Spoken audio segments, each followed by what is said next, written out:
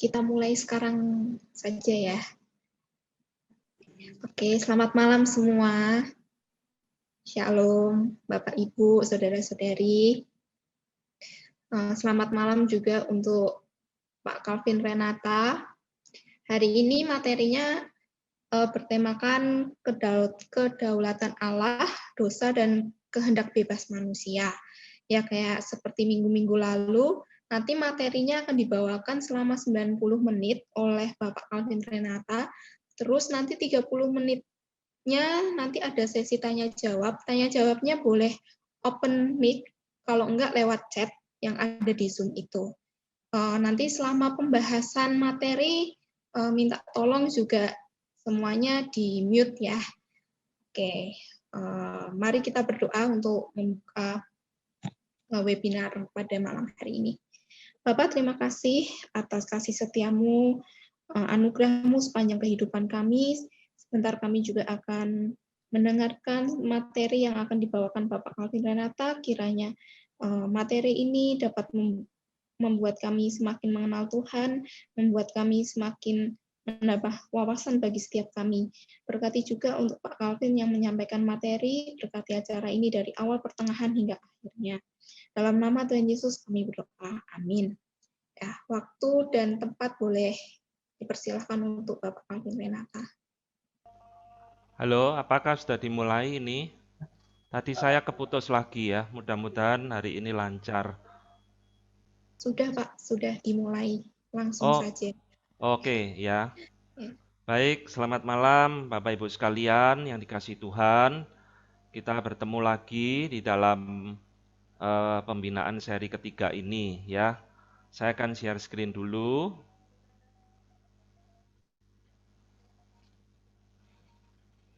Nah, di dalam pembinaan ketiga ini saya akan mengajak kita merenungkan satu tema. Sebentar ya. Halo?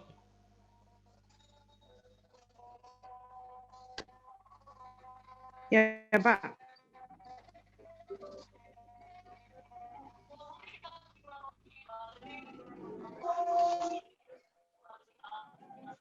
Ya, bisa dengar ya suara saya ya? Dengar, Pak. Bisa, Pak. Ini soalnya, maaf. Jadi kita hari ini akan membahas tentang kedaulatan Allah, dosa dan manusia, kehendak bebas manusia. Saudara, tema kita malam ini satu tema yang cukup banyak menjadi perdebatan, khususnya ketika membicarakan antara relasi Allah dan kehendak bebas manusia yang terlebih lagi dikaitkan dengan masalah dosa ya. Nah, ini akan menjadi pembicaraan kita. Namun sebelumnya kita akan melihat apa sih yang dimengerti tentang kehendak bebas itu ya. Jadi saudara sekalian, kehendak bebas itu adalah satu kemampuan akal budi di mana manusia itu mampu untuk memilih ya, yang baik atau yang jahat. Jadi ini satu kemampuan, satu potensi yang ada di dalam diri manusia yang sebenarnya Tuhan telah tanamkan di dalam diri kita. Satu kemampuan yang menolong kita untuk membuat keputusan-keputusan di dalam kehidupan ini. Nah, ini menjadi satu problem karena istilah kehendak bebas itu sebenarnya tidak ada di dalam Alkitab, Bapak Ibu sekalian. Tapi mau tidak mau, ini ada satu topik yang bersinggungan dengan teologi, karena ini menyangkut natur manusia yang memiliki satu kehendak. Jadi sebenarnya ini pembahasan yang bersinggungan dengan bidang filsafat ya. Jadi saya ingin mengajak Bapak Ibu sekalian untuk melihat beberapa pandangan dari para filsuf Yunani. Nah, misalkan orang yang bernama Aristoteles ya. Aristoteles itu mengatakan saudara bahwa manusia itu memiliki kehendak bebas di dalam dirinya. Dia bisa memilih apa yang baik dan apa yang jahat. Jadi Aristoteles di dalam bukunya yang terkenal Nicomachean Ethics itu mengatakan bahwa manusia dalam dirinya itu punya kuasa untuk berbuat yang baik atau berbuat yang tidak baik. Semua itu berada di dalam genggaman tangan manusia, ya.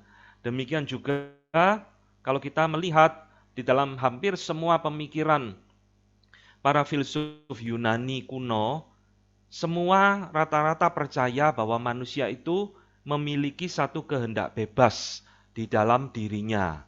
Jadi saudara, di dalam gambaran Plato misalkan ya, kehendak bebas itu atau kehendak manusia itu diletakkan di tengah-tengah di antara akal budi dan hawa nafsu. Jadi kalau kehendaknya itu dikuasai oleh akal budi, maka orang ini menjadi orang yang baik, ya, dipimpin oleh akal budi. Tapi kalau kehendaknya itu dikuasai oleh hawa nafsu, maka orang ini pasti menjadi orang yang tidak baik. Jadi ini pemikiran hampir di semua para filsuf Yunani kuno selalu memiliki pemikiran seperti ini. Jadi intinya saudara sekalian, di dalam pemikiran para filsuf Yunani kuno, mereka itu percaya bahwa manusia itu bisa mengendalikan dirinya. Karena kita tahu dasar dari filsafat itu adalah sesuatu yang bersifat antroposentris, ya, berpusat pada manusia. Maka hampir semua mengatakan bahwa manusia itu memiliki kehendak bebas di dalam dirinya. Jadi memiliki yang namanya free will. Manusia memiliki apa yang namanya free will. Nah, saudara, pemikiran dari para filsuf Yunani kuno ini mau tidak mau itu mempengaruhi banyak bapak-bapak gereja. Misalkan seperti John Chrysostom, ya, bapak gereja Jerome, Clement Alexandria, maupun Duns Scotus, teolog abad pertengahan. Mereka ini orang-orang yang percaya, saudara, bahwa manusia itu memiliki kehendak bebas di dalam dirinya, baik sebelum jatuh dalam dosa maupun sesudah jatuh di dalam dosa. Nah, kenapa kok kita perlu membicarakan tema ini pada malam hari ini? Di dalam Institutio, tema ini menjadi tema yang cukup pelik, ya, sehingga John Calvin harus menuliskan, menguraikan pemikiran pandangan reform tentang kehendak bebas. Nah, ini menjadi topik yang menjadi perdebatan di dalam sepanjang zaman ternyata, saudara. Di dalam masa gereja mula-mula, kita tahu orang yang namanya Pelagius yang hidup sejaman dengan Agustinus, ini dua musuh bebuyutan. Jadi di dalam diagram ini saudara bisa lihat bahwa perdebatan tentang kehendak bebas ini satu perdebatan yang terulang terus di dalam sepanjang sejarah gereja. Mulai dari yang paling awal itu Pelagius melawan Agustinus. Jadi Pelagius kita tahu bapak gereja yang dicap bidat, ya, karena tidak percaya dosa asal, manusia itu lahir baik, memiliki kehendak bebas. Nah, Agustinus, orang yang hidup sejaman dengan Pelagius ini, melawan pemikiran dari Pelagius, ya. Jadi tuliskan buku Against the Pelagian. Nah, memasuki masa reformasi, saudara, di situ muncul orang yang namanya Erasmus, seorang humanis yang juga percaya bahwa manusia itu memiliki kehendak bebas di dalam dirinya. Ya, kemudian ini ditentang oleh Martin Luther dengan bukunya yang terkenal Bondage of the Will, ya, perbudakan kehendak manusia. Nah, di dalam zamannya Calvin juga sama. Dia punya musuh yang namanya Albert Pigius dari gereja Roma Katolik yang mengajarkan manusia itu memiliki satu kehendak bebas di dalam dirinya.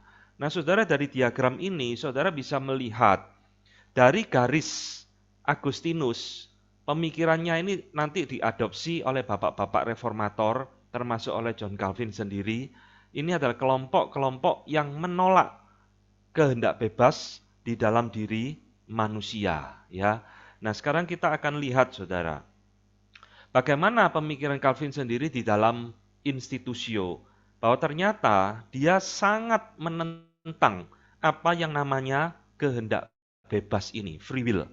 Nah, selain di dalam buku institusio yang kita bahas ini, dia juga menuliskan pemikirannya tentang kehendak bebas itu di dalam bukunya yang lain. Nah, buku ini mungkin tidak terlalu terkenal ya, The Bondage and the Liberation of the Will, yang merupakan satu apologia, satu pembelaan dia terhadap Albert Pigius, musuhnya ya, yang mengajarkan manusia itu memiliki kemampuan untuk kehendak bebas di dalam dirinya.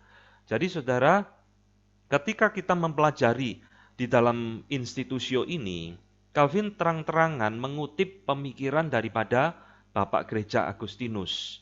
Jadi garis reform itu sebenarnya mengadopsi pemikiran daripada Bapak Gereja Agustinus. Ya, dia mengatakan saudara bahwa ada beberapa hal penting pemikiran dari Bapak Gereja Agustinus tentang kehendak bebas yang akan kita pelajari pada malam ini.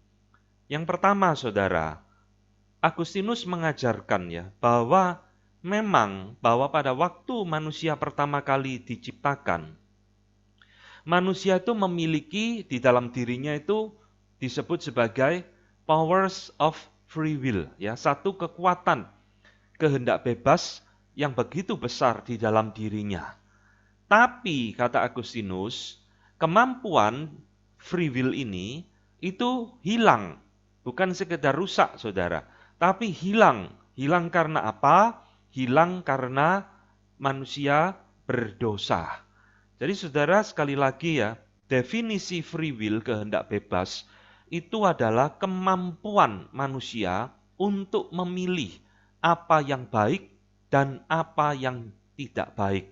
Nah, itu definisi singkat dari free will. Sekali lagi, Tuhan menciptakan kita, pertama kali Tuhan memberikan kepada kita kehendak bebas. Dalam hal ini Adam dan Hawa, ya. Adam bisa memilih taat kepada Allah, atau Adam bisa memilih tidak taat kepada Allah. Itu kehendak bebas, saudara. Tapi kehendak bebas ini itu sudah hilang. Hilang kenapa? Karena mereka telah memberontak kepada Allah. Jadi kalau menurut pemikiran saya, itu hilang terakhir kalinya ketika mereka pakai kehendak bebas itu untuk memberontak kepada Tuhan. Maka hari itu mereka sudah kehilangan apa yang namanya free will di dalam dirinya. Ya. Jadi dengan adanya atau dengan kehilangan kehendak bebas ini di dalam dirinya, Agustinus mengatakan yang namanya kehendak itu sekarang sudah tidak bebas. Nah, kenapa tidak bebas? Karena sudah diperbudak oleh dosa. Sehingga tidak ada lagi kemampuan, tidak ada lagi kekuatan, tidak ada lagi keinginan di dalam diri manusia untuk melakukan hal yang benar di mata Tuhan. Jadi saudara, ini adalah pengertian kedua ya daripada Agustinus tentang kehendak bebas. Nah, di dalam bagian ini kita menemukan saudara, banyak orang seringkali bingung menggunakan istilah ini. Orang seringkali berkata kita masih memiliki kehendak bebas untuk memilih. Padahal kalau kita mengerti di dalam pemikiran Agustinus dan Reform, kita menolak adanya yang namanya free will karena sudah diperbudak oleh dosa. Tadi Martin Luther menuliskan kan buku Bondage of the Will, perbudakan kehendak. Jadi kita itu masih memiliki kehendak, saudara, masih memiliki will.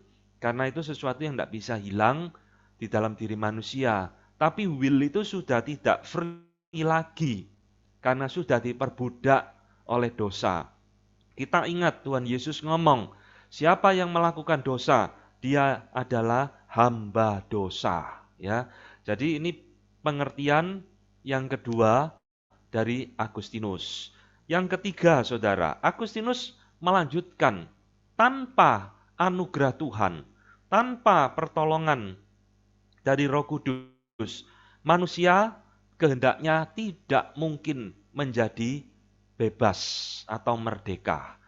Saudara, Tuhan Yesus di dalam Yohanes 8 ayat 32 kan mengatakan, kamu akan mengenal kebenaran, dan jikalau kamu mengenal kebenaran itu akan memerdekakan engkau. Ya, kata yang pakai sana kebenaran aletheia. Nah, saudara, apa yang dimaksud oleh Tuhan Yesus dalam kalimat itu? The truth will set you free.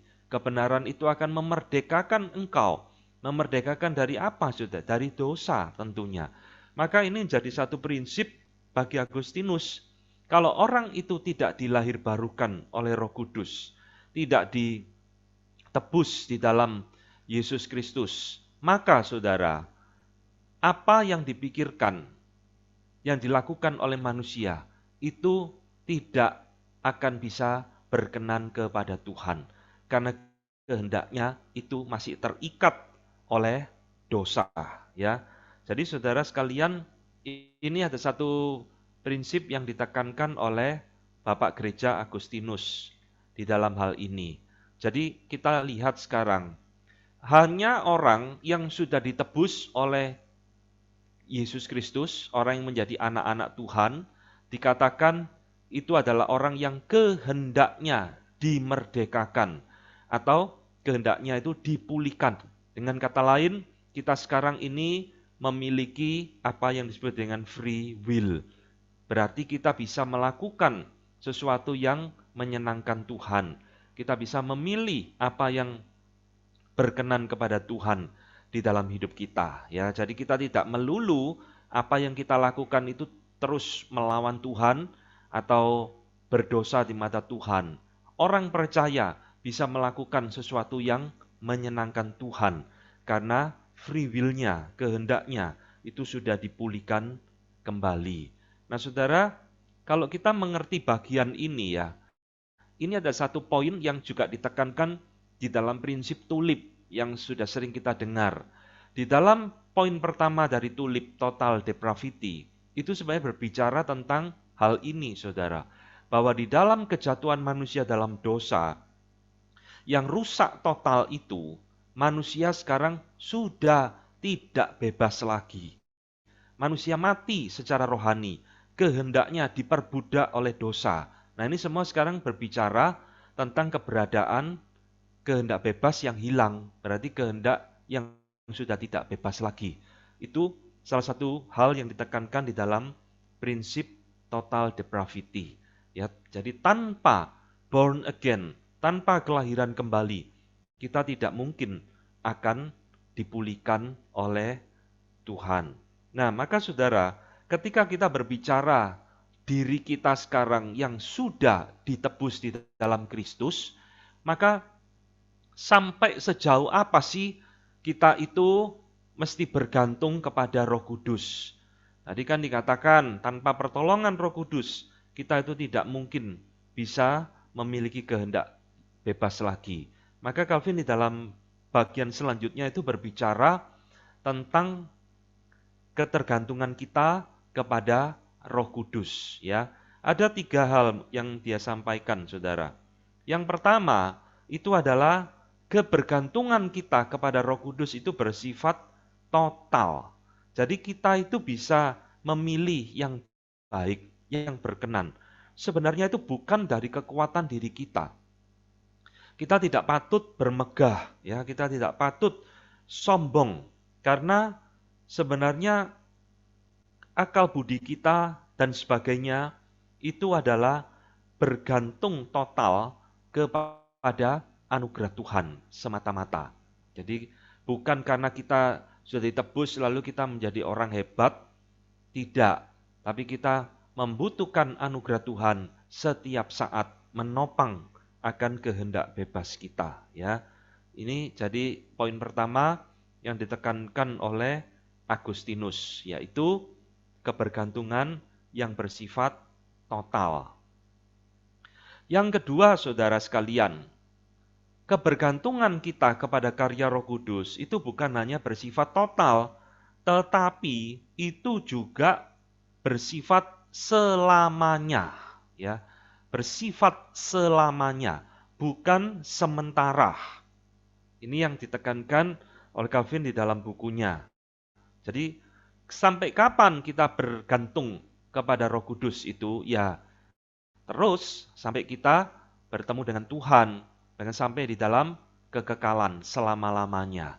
Jadi Calvin mengatakan bahwa pikiran kita itu tidak hanya cukup diterangi satu hari saja, tapi kita terus-menerus seperti kita membutuhkan matahari setiap hari di dalam hidup kita.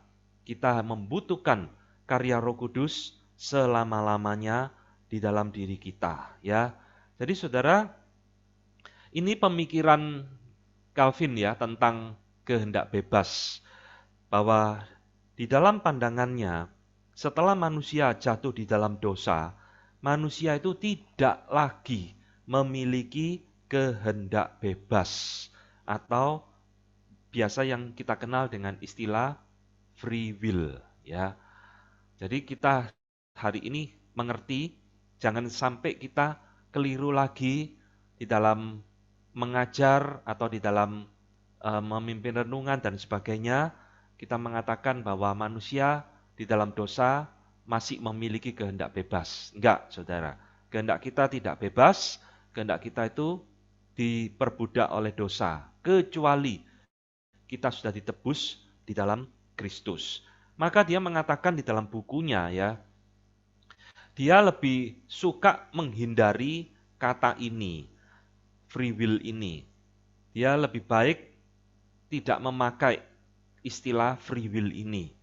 Karena istilah ini adalah satu istilah yang bisa membingungkan orang, ya, memunculkan banyak kesalahan di dalam pemakaiannya. Jadi di dalam buku Institutio ini, Calvin menghindari istilah free will di dalam buku-bukunya, ya. Nah, saudara-saudara, kenapa sih di dalam pemikiran reform ini para reformator semua itu menolak konsep tentang kehendak bebas, ya. Kenapa kok kita menolak? Calvin memberikan satu penjelasan, saudara, bahwa konsep kehendak bebas ini adalah satu konsep yang berbahaya sebetulnya. Artinya kalau seorang menganggap manusia itu memiliki kehendak bebas di dalam dosa, dia bisa memilih yang baik, bisa memilih yang jahat, semua berada di dalam genggaman tangannya. Ini adalah sesuatu yang berbahaya. Ya, bahayanya apa, saudara? Ini adalah satu ajaran yang merampas kemuliaan Allah. Jadi ini artinya begini. Kalau seseorang itu bisa memilih yang baik dan yang jahat, berarti sebenarnya dia itu tidak membutuhkan anugerah Tuhan di dalam hidupnya. Oh, dia bisa memilih yang baik kok. Untuk apa dia membutuhkan anugerah Tuhan? Saudara, inilah pemikiran dasar daripada Pelagius, ya, Bapak Gereja Pelagius, yang mengatakan bahwa manusia itu diselamatkan betul-betul murni karena perbuatan baik, tidak membutuhkan anugerah Tuhan sama sekali. Karena dia percaya manusia itu punya free will. Nah, inilah yang ditentang di dalam ajaran daripada teologi reform, bahwa manusia sudah jatuh dalam dosa dan tidak mungkin bisa memilih apa yang baik, ya. Maka saudara, ini yang dijelaskan dari berbagai ayat di dalam Institutio ini, bahwa tanpa Allah, ya, dia tidak mungkin akan bisa memiliki kehendak bebas di dalam hidupnya dia. Nah, selanjutnya saudara, kalau kita berpikir bahwa manusia itu memiliki kehendak bebas di dalam dirinya, ini sesuatu yang juga berbahaya, kata Agustinus. Bahwa dia mengatakan kita ini adalah orang yang jahat sebenarnya di mata Tuhan.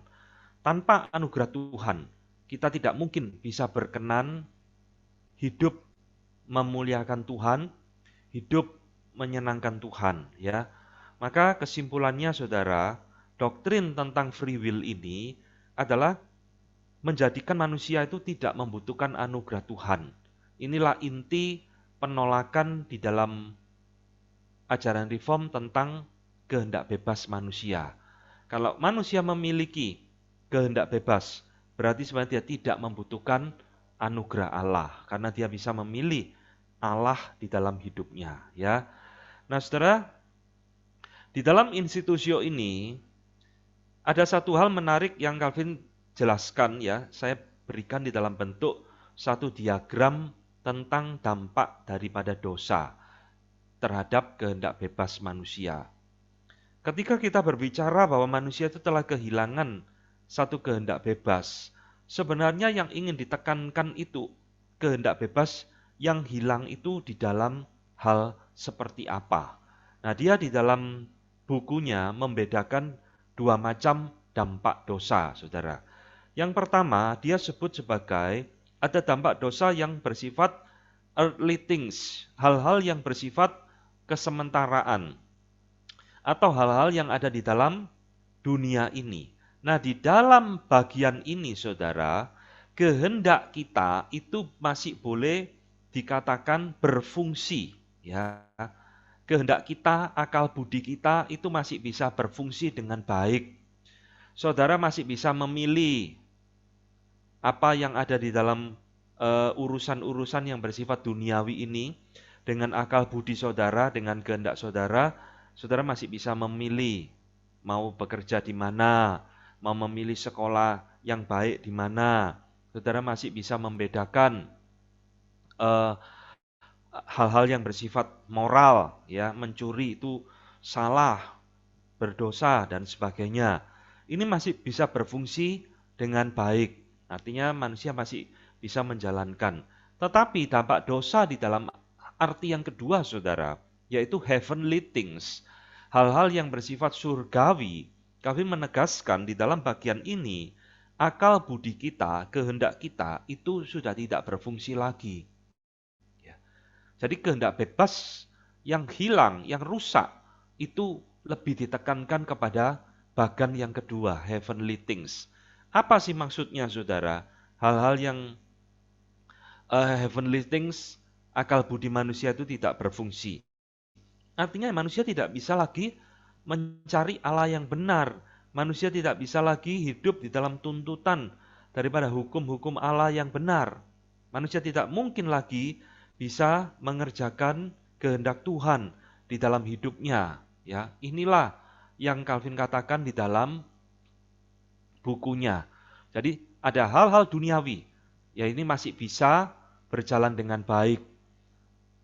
Tetapi untuk hal-hal yang bersifat rohani, manusia di sini sudah rusak total. Kehendaknya betul-betul sudah diperbudak oleh dosa. Ya, jadi di dalam bagian ini kami memberikan ada 3 hal tentang keterbatasan akal budi atau rasio di dalam hal rohani. Saudara, dampak dosa di dalam kehendak kita yang sudah diperbudak oleh dosa itu nyata di dalam 3 hal. Pertama, di dalam kehendak manusia dalam dosa, manusia tidak mungkin lagi bisa mengenal Allah. Jadi inilah yang disebut dengan kehilangan kehendak bebas. Manusia tidak bisa memilih Allah lagi, saudara. Manusia tidak memiliki kemampuan knowing God, mengenal Allah. Yang kedua, dampak daripada kehendak bebas dalam hidup manusia adalah dia tidak mungkin bisa mengenali kebaikan Allah bagi dirinya, bagi orang berdosa. Yaitu apa? Keselamatan. Jadi dia tidak bisa menikmati anugerah Tuhan. Jadi bukan saja tidak bisa mengenal Allah, tapi dia tidak mungkin bisa mengenal kebaikan Allah di dalam hidupnya, yaitu keselamatan di dalam Yesus Kristus, ya, karena kehendaknya sudah diperbudak oleh dosa. Yang ketiga, saudara sekalian, orang yang kehilangan kehendak bebas, dia tidak mungkin mengerti bagaimana harus hidup berdasarkan hukum-hukum Allah. Nih. Jadi Di dalam tiga hal inilah dikatakan manusia yang kehendaknya sudah tercemar oleh dosa, dia pasti tidak mungkin bisa hidup selaras di hadapan Tuhan, ya. Saudara, kami mengatakan di dalam dua hal pertama, ya, 2 poin nomor 1 dan 2 tadi, khususnya ketika berbicara tentang Allah, bahkan orang yang paling pinter di dunia pun dikatakan dia lebih buta dari curut. Ya, saudara, curut itu kan satu istilah tikus buta. Artinya ini satu kalimat sarkastik, ya, kalimat yang kasar, yang menyindir. Orang yang paling pinter di dalam dunia pun, yang otaknya paling jenius sekalipun, tetap tidak akan mampu mengenal Allah dan tidak akan mampu mengerti kasih Allah di dalam hidupnya dia. Ya, dia adalah orang yang buta. Kecuali, sekali lagi, hatinya diterangi oleh Roh Kudus. Baru orang-orang seperti ini bisa mengenal Allah. Jadi saudara, di dalam pembicaraan tentang kehendak bebas ini, Calvin itu sangat menekankan tentang dampak dosa di dalam hidup manusia. Ya, dosa itu sesuatu yang betul-betul dahsyat, merampas, memperbudak manusia, dan membuat manusia menjadi buta dan mati rohani. Maka dikatakan, di mana tidak ada Roh Kudus memancarkan terangnya, di situ yang ada pasti hanya kegelapan di dalam hidup manusia. Nah, ini adalah penekanan-penekanan yang dia berikan tentang dampak dosa, tentang kehendak bebas manusia, ya. Nah, saudara-saudara, selain berbicara tentang dampak dosa terhadap kehendak bebas manusia, earthly things dan heavenly things tadi, di dalam bukunya dia juga berbicara hal yang lain, saudara, yaitu dampak dosa terhadap 10 hukum Allah. Saudara, kita tahu di dalam 10 hukum Allah itu biasa kan dibagi, ya, menjadi dua loh batu atau 2 bidang besar yang biasa disebut dengan hukum pertama sampai hukum keempat. Itu berbicara hukum-hukum manusia, kewajiban manusia kepada Allah. Hukum-hukum yang kedua itu berbicara tentang tanggung jawab manusia kepada sesamanya. Nah, dia mengatakan, saudara, dampak dosa terhadap 10 hukum ini juga memiliki perbedaan. Perbedaannya itu adalah di dalam hukum yang pertama sampai keempat, first table, loh batu yang pertama ini, manusia itu gagal total mentaatinya di dalam dosa.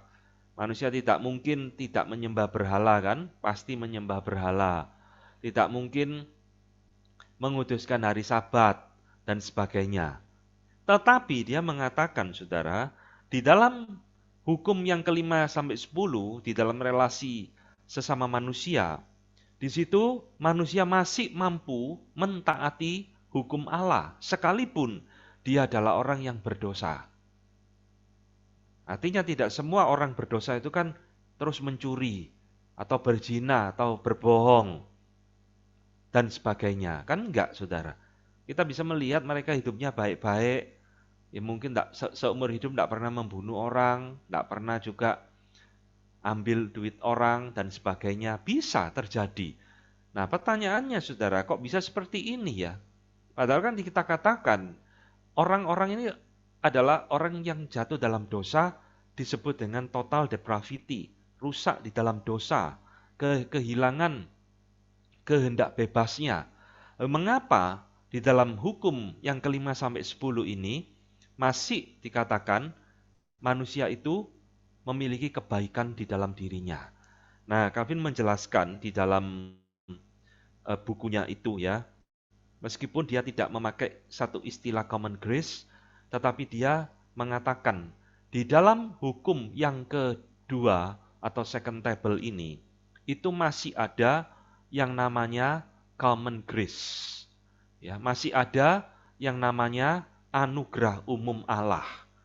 Jadi Tuhan masih memberikan anugerahnya kepada orang berdosa di dalam hukum ke-5 sampai ke-10, tetapi di dalam hukum yang pertama sampai yang ke-4, di situ tidak ada yang namanya anugerah umum.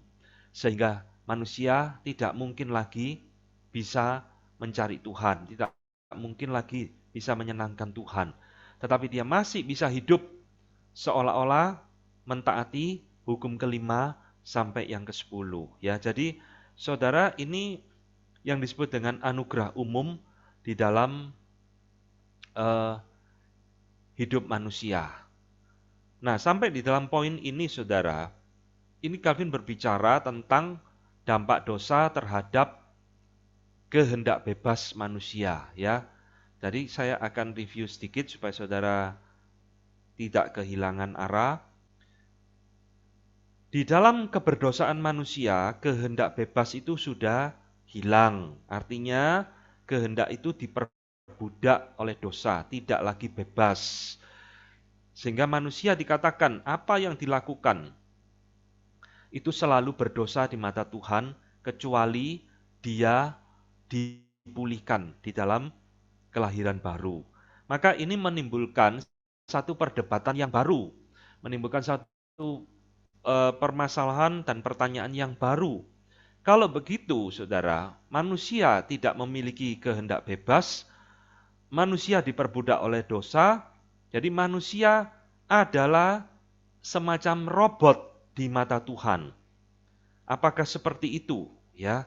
Nah, sekarang kita akan masuk di dalam pembahasan Calvin, satu topik yang berkaitan di dalam pembicaraan tentang kehendak bebas, yaitu kompatibilisme. Saya akan menjelaskan sedikit, saudara. Di dalam pembicaraan teologis tentang kehendak bebas ini, manusia dan para teolog itu selalu berpikir, sebenarnya relasi kedaulatan Allah dengan manusia, kehendaknya, entah dia bebas atau tidak bebas, itu seperti apa? Ada yang mengatakan bahwa Allah itu Allah yang otoriter, ya, Allah yang diktator, yang menetapkan segala sesuatu. Jadi seolah-olah manusia itu seperti wayang di mata Allah. Jadi manusia itu kalau dikatakan tidak memiliki kehendak bebas, jadi dia itu seperti boneka wayang di mata Tuhan. Apakah seperti ini? Ya, memang saudara, ada para filsuf yang mengajarkan seperti itu. Tetapi di dalam pandangan Reform sendiri, Reform tidak berpandangan demikian. Nah, inilah yang juga Calvin jelaskan di dalam Institutio ini. Memang istilah kompatibilisme ini tidak muncul di dalam Institutio, tetapi sebenarnya pengertiannya itu muncul di dalamnya, ya, karena istilah ini baru muncul beberapa ratus tahun setelah Calvin mati, jadi tidak muncul di dalam Institutio. Saudara, saya ingin menjelaskan sedikit supaya saudara mengerti bagaimana Reform memahami hubungan kedaulatan Allah dengan kehendak manusia. Entahkah kehendak itu bebas ataukah kehendak itu diperbudak oleh dosa.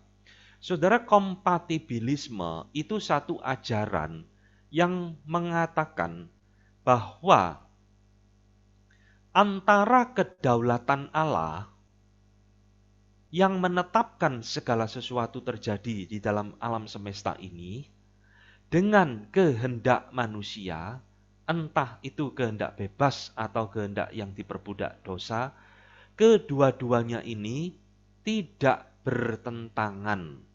Kedua-duanya ini berjalan sinkron. Banyak orang mengatakan, kalau Allah itu berdaulat, maka manusia tidak bebas. Seperti wayang. Sebaliknya, kalau manusia itu dikatakan memiliki kehendak bebas, maka Allah tidak berdaulat. Ya, jadi dua hal ini dipertentangkan, saudara, di dalam banyak diskusi hubungan kedaulatan Allah dan kehendak bebas manusia.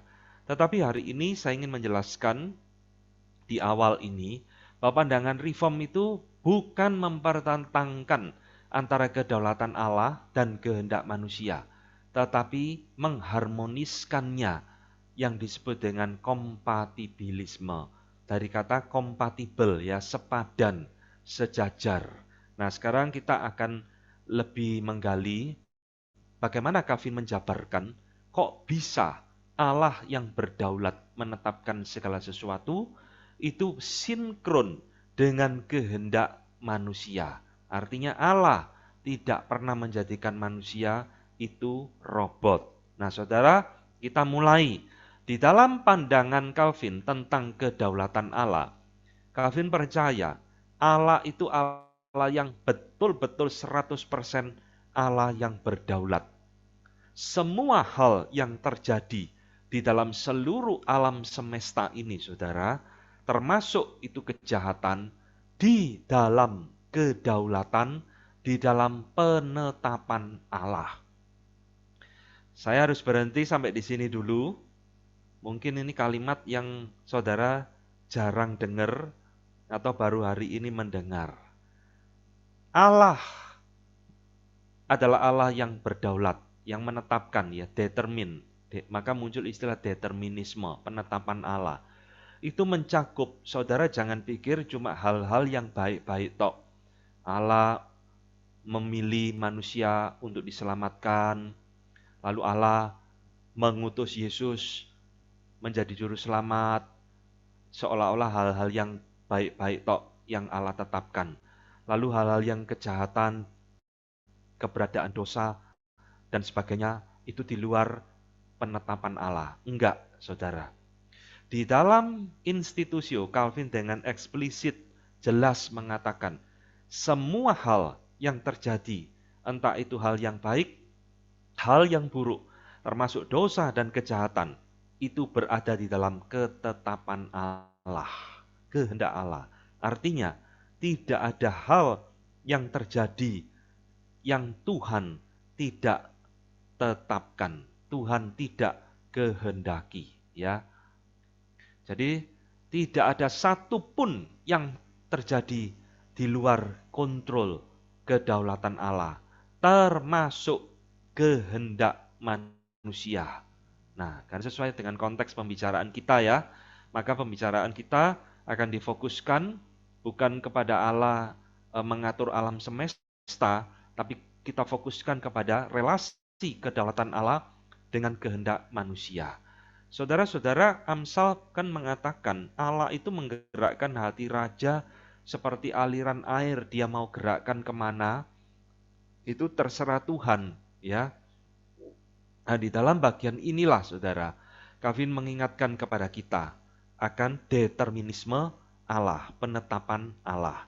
Nah, dia mengatakan bahwa dia mampu membelokkan hati manusia, bahkan di dalam hal-hal yang kelihatannya remeh di mata manusia. Nanti saya akan berikan beberapa contoh dari firman Tuhan, hal-hal yang nampaknya sepele, yang kita tidak pikirkan Tuhan ikut campur, di sana Tuhan ikut campur. Ya, dengan kata lain Calvin mengatakan, manusia tidak pernah bebas mutlak di dalam hidupnya. Di dalam segala sesuatu yang terjadi, di dalam keputusan manusia, kehendak manusia, selalu ada campur tangan Allah. Ini yang harus kita ingat baik-baik, ya. Ini adalah prinsip di dalam pemikiran teologi reform. Nah, sekarang bagaimana Calvin menjabarkan antara kedaulatan Allah dan kehendak manusia itu kok bisa harmonis, kok bisa kompatibel, tidak bertentangan satu dengan yang lain. Saudara, dia memberikan tingkatan-tingkatan determinisme, tingkatan-tingkatan penetapan yang ada di dalam alam semesta ini. Tentunya, saudara, yang pertama, yang paling tinggi itu adalah Allah, ya, sebagai pribadi yang paling tinggi.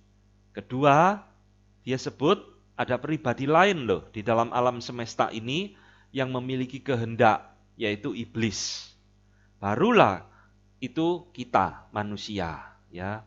Dia tidak menggolongkan binatang itu memiliki kehendak, enggak, ya. Nah, saudara sekalian, ini adalah tingkatan yang Calvin sebutkan. Allah itu paling tinggi, iblis ada di urutan kedua, dan manusia paling rendah. Artinya, Allah itulah yang paling menetapkan segala sesuatu yang terjadi. Bukan iblis, bukan manusia. Saudara ingat baik-baik. Tadi di depan saya katakan Allah itu berdaulat. Tidak ada yang tidak Dia tetapkan di dalam alam semesta ini. Ya. Nah, ini yang pertama. Lalu Dia mengatakan masing-masing pribadi ini, baik Allah, iblis dan manusia ini, masing-masing memiliki kehendaknya sendiri. Jadi meskipun Allah itu menetapkan segala sesuatu, Allah tidak pernah menjadikan iblis itu robot. Allah tidak pernah jadikan manusia robot. Masing-masing ini, pribadi ini, memiliki kehendaknya sendiri. Baik iblis maupun manusia. Ya. Jadi saudara, kesimpulannya dia ingin mengatakan, segala sesuatu yang terjadi di dalam alam semesta ini, itu merupakan pertemuan, ya tanda petik, perjumpaan, kehendak, atau kehendak dari ketiganya, atau dari kedua masing-masing pribadi ini. Jadi setiap peristiwa itu saudara, entah itu merupakan pertemuan kehendak Allah dengan iblis, atau iblis dan manusia, atau ketiga-tiganya. Kita mungkin selama ini tidak pernah menyadari ini ya. Inilah yang terjadi di dalam berbagai kasus dalam Alkitab. Dan itu menjadi pola, ya, menjadi prinsip teologis hingga hari ini. Saudara, nanti Calvin memberikan contoh tentang Ayub. Peristiwa Ayub itu apa yang terjadi, nanti dia akan jelaskan. Dan di dalam banyak contoh lain, ketiga pribadi ini kehendaknya itu berjumpa semua satu dengan yang lain. Nah, sampai di sini saya harap saudara bisa mengikuti dengan baik, ya, supaya saudara tidak bingung tentang kompatibilisme ini. Tapi saudara, meskipun setiap peristiwa ini merupakan pertemuan dari kedua atau ketiga pribadi ini, tidak serta-merta urutannya itu bisa bersifat timbal balik, ya. Paul Helm di dalam bukunya itu mengingatkan bahwa di dalam pemikiran Calvin itu tidak bisa terjadi sesuatu yang bersifat timbal balik. Artinya begini, saudara. Saudara lihat di dalam Alkitab, Allah itu bisa memakai iblis untuk menjadi alat di tangannya. Betul kan? Iblis itu bisa memakai manusia, menipu manusia untuk diperalat oleh iblis. Oh, ini contohnya banyak sekali. Ya, tapi manusia itu tidak bisa memperalat iblis, saudara. Iblis juga tidak bisa memperalat Allah. Jadi saudara lihat, meskipun di dalam semua peristiwa antara kedaulatan Allah dan kehendak manusia itu seringkali merupakan pertemuan dari dua atau bahkan ketiga pribadi ini, tidak serta-merta relasi ini bersifat timbal balik. Tidak ada ceritanya manusia itu memakai Allah atau iblis memakai Allah, tidak ada. Yang ada yaitu tadi yang garis biru, ya. Pribadi yang di atas bisa memakai pribadi yang di bawah. Jadi ini yang perlu saudara ingat. Maka saudara, di dalam poin inilah saudara, kita melihat bahwa mengapa di dalam prinsip kompatibilisme, sekalipun Allah itu menetapkan segala sesuatu yang terjadi, tetap iblis yang dipakai oleh Allah atau manusia yang dipakai oleh Allah tetap harus bertanggung jawab atas dosa dan kejahatan mereka. Di dalam Perjanjian Lama, kasus seperti ini sangat banyak sekali muncul, ya. Tuhan ngomong, aku akan mengutus Asyur menjadi cambuk, alat cambukku kepada engkau, menghukum bangsa Israel. Tuhan sendiri ngomong, tetapi aku akan menghukum Asyur atas kejahatannya. Jadi bukan berarti kalau Asyur dipakai Allah, lalu Allah harus berterima kasih kepada Asyur. Tidak. Apa yang dilakukan Asyur, Babel, itu tetap satu kejahatan di mata Tuhan, dosa. Sekalipun itu dipakai oleh Tuhan untuk mendatangkan penghukuman bagi bangsa Israel. Demikian juga iblis dipakai oleh Tuhan untuk menjadi alat di tangan Tuhan, tapi tetap harus bertanggung jawab. Ya, inilah prinsip kompatibilisme, saudara. Jadi di dalam relasi dari kedaulatan Allah dan kehendak manusia, pihak iblis dan manusia tidak pernah dirampas akan kehendak pribadinya. Ini adalah jawabannya, saudara. Jadi manusia dan iblis ketika dipakai oleh Allah untuk menjadi alat di tangannya, mereka juga melakukan semua dosa dan kejahatan itu atas kehendak mereka sendiri. Tadi di atas Calvin mengatakan ya, masing-masing pribadi ini itu tetap memiliki kehendaknya mereka. Nah, kalau kehendak itu adalah kehendak yang diperbudak oleh dosa, berarti mereka juga melakukan dosa dan kejahatan itu atas keinginan mereka sendiri, atas kehendak mereka sendiri. Ya, jadi saudara, ini yang dikatakan di dalam kalimat yang bahasa Inggris tidak saya terjemahkan, tapi artinya kira-kira seperti ini. Dia menggunakan manusia sebagai makhluk yang berpikir sesuai dengan kualitas daripada naturnya yang dia berikan. Ya, yang di sini artinya dia tidak mencegah mereka dari berbuat apa yang menjadi keinginan mereka sendiri. Jadi ketika orang itu berbuat dosa, iblis berbuat dosa, Tuhan bisa pakai kejahatan mereka untuk menjadi alat di tangan Tuhan. Tapi bukan berarti lalu mereka lepas tangan. Oh kan saya dipakai Tuhan. Mereka tidak sadar dipakai Tuhan. Tapi mereka harus tetap bertanggung jawab atas kejahatan dan dosa yang mereka lakukan. Ya. Jadi saudara, Paul Helm itu di dalam bukunya, tafsirannya tentang institusio, dia memberikan satu kalimat yang menarik. Kira-kira artinya seperti ini, saudara. Di dalam pemikiran Calvin, itu bukan Allah yang menyebabkan kejahatan, atau bukan Allah yang menanamkan kejahatan di dalam diri iblis atau manusia. Tetapi dia itu sekedar menemukan. Nah, ya, menemukan kejahatan itu dan memakainya untuk tujuan yang mulia. Nah, inilah saudara. Jadi manusia jahat itu bukan karena Tuhan yang menyebabkan dia jahat. Dia jahat itu memang naturnya jahat karena sudah berdosa, jatuh di dalam dosa. Sudah kehilangan kehendak bebas, tidak bisa memilih yang baik. Apa yang dilakukan itu jahat. Tuhan hanya menemukan dan memakainya untuk tujuan yang mulia.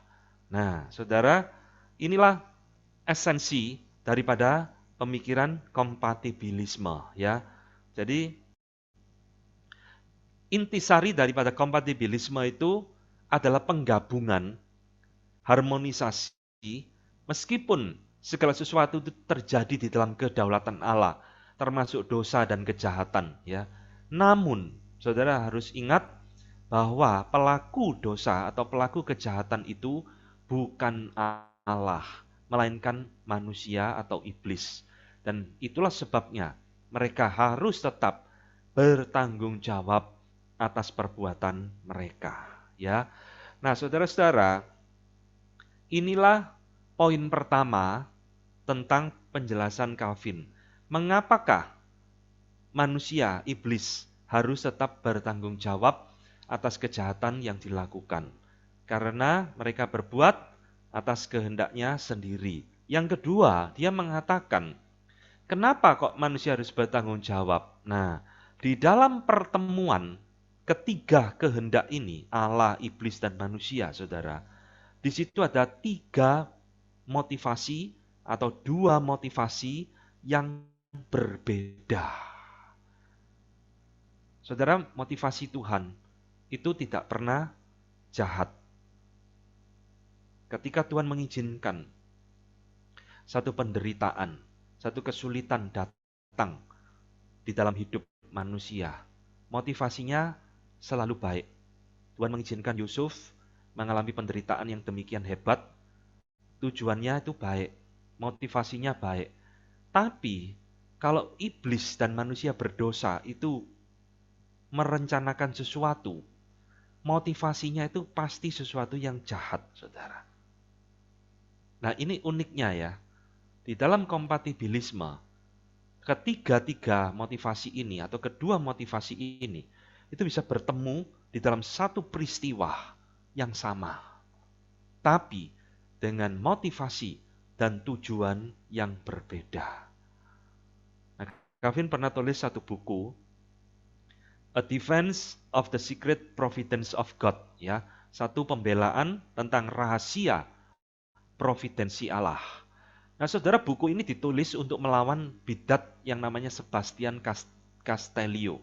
Sebastian Castellio ini dulu teman baiknya John Calvin, akhirnya jadi musuh karena jadi bidat, ya. Nah, di dalam buku itu Calvin mengutip perkataan Agustinus. Jadi memang di dalam buku Institutio ini ada ratusan kutipan dari pemikiran Agustinus di dalam banyak topik, termasuk di dalam topik ini. Agustinus mengatakan bahwa motivasi tidaklah sama dari Allah dan dari manusia, ya. Jadi ketika Allah itu memberikan anaknya ini kepada kita, ketika Allah itu memberikan tubuhnya, ketika Tuhan Yesus memberikan tubuhnya, dan ketika Yudas mengkhianati gurunya, apakah itu sesuatu yang sama? Agustinus jawab berbeda. Jadi Allah dan Yudas memiliki motivasi yang berbeda, tetapi satu peristiwa yang sama, penyaliban dan kematian Yesus. Jadi saudara, inilah yang terjadi ya di dalam kehidupan kita sebenarnya, yang kita seringkali tidak menyadari, saudara. Jadi di dalam Alkitab selalu motivasi Allah dan iblis manusia itu bertentangan, tetapi seringkali muncul di dalam peristiwa yang sama. Nah, di dalam buku Institutio itu, Calvin memberikan contoh klasik di mana ketiga kehendak dari tiga pribadi ini muncul bersamaan, yaitu di dalam kasus Ayub. Ya, saudara, kalau baca Ayub itu banyak orang bingung. Kok bisa Allah ngajak omong-omong iblis, lalu Allah yang nantang iblis, lihat ada enggak orang yang lebih hebat dari hambaku dan sebagainya. Lalu iblis hatinya tergelitik. Iya, lawang iblis, wong Ayub hidupnya lancar, makmur, ya enak, dia setia. Coba kasih penderitaan, sakit penyakit. Saya mau tahu dia masih setia enggak. Oh ya silakan, kata Tuhan. Cuma jangan ambil nyawanya. Wah, iblis hajar Ayub habis-habisan. Lalu kirim manusia, iblis memperalat manusia untuk merampok dan membunuh anak-anak Ayub dan sebagainya. Nah, saudara lihat, di dalam peristiwa Ayub yang rumit itu, tiga kehendak ini, triangle of the will ini muncul bersamaan. Ada Allah, ada iblis, ada manusia. Tapi sekali lagi, motivasi dan tujuannya kontras, berbeda, luar biasa. Iblis mau menghancurkan Ayub, bukan? Allah justru memakai pencobaan itu, ujian itu, untuk membangun imannya Ayub. Jadi di dalam hal inilah saudara, kita melihat harus mulai sadar ya. Di dalam setiap peristiwa kita harus hati-hati. Entah kita itu sedang dipakai oleh Allah atau kita bisa diperalat oleh iblis. Ini sesuatu yang menjadi peringatan bagi kita, ya. Nah, saudara-saudara, sekarang saya akan menunjukkan kepada saudara di dalam beberapa bagian firman Tuhan apa yang dipercaya dan dipikirkan di dalam reform tentang kompatibilisme, kedaulatan Allah dan kehendak bebas manusia ini berjalan sinkron, bukan bertentangan. Saya ingin memberikan beberapa ayat untuk meyakinkan saudara bahwa Alkitab memang mengajarkan kompatibilisme. Ya, manusia itu tidak pernah sebebas-bebasnya tanpa campur tangan Allah di dalam keputusan dan kehendaknya. Tidak mungkin. Kita lihat, saudara, cerita yang klasik itu ada di dalam peristiwa Eksodus, Keluaran 9 ayat ke-12. Tetapi Tuhan mengeraskan hati Firaun. Saudara, di dalam peristiwa Eksodus dikatakan dengan jelas bahwa Tuhan mengutus Musa kembali ke Mesir untuk membebaskan Firaun. Tapi Tuhan juga sudah ngomong, mengingatkan kepada Musa, aku akan mengeraskan hati Firaun sehingga dia tidak akan membebaskan bangsa Israel, umatku. Nah, kalimat nanti saudara lihat di dalam Kejadian, ya, mulai pasal ke-7 sampai ke-9 itu, kalimat Tuhan mengeraskan hati Firaun dan semacamnya. Ini muncul berkali-kali, saudara.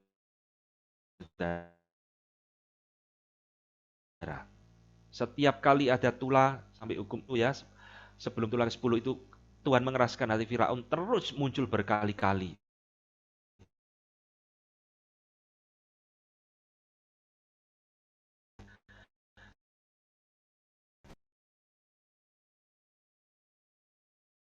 Tetapi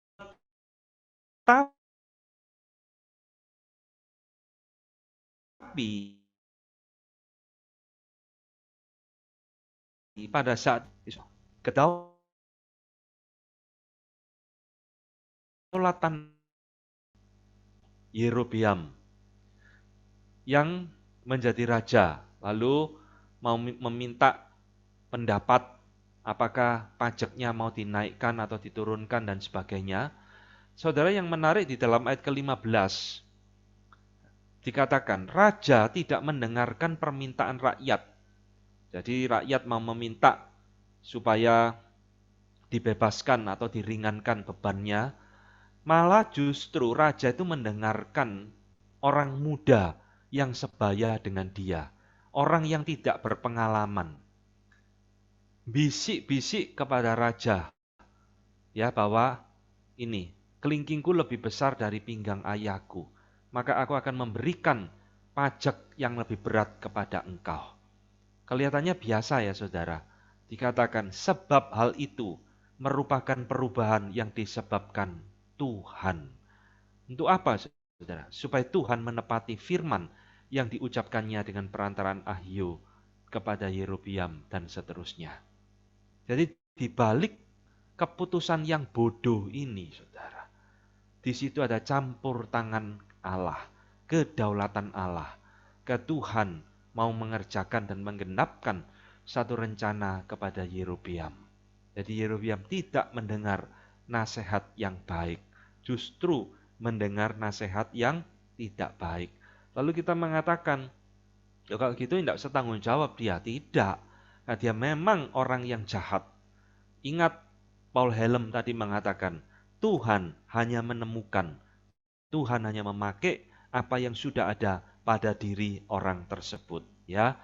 Lalu berikutnya, saudara, di dalam kasus yang mirip Absalom, 2 Samuel 17 ayat 14, dikatakan, kok lain? Oh ya, 1 Raja-Raja 22 ayat 22 dulu, ya.